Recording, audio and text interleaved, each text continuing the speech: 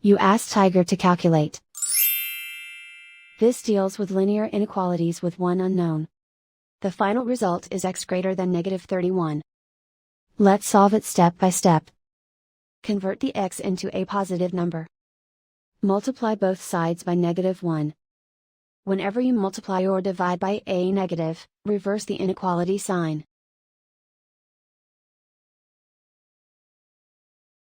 Remove the ones.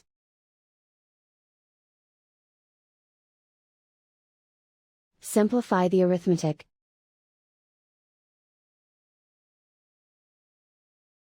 Plot the solution on a coordinate grid.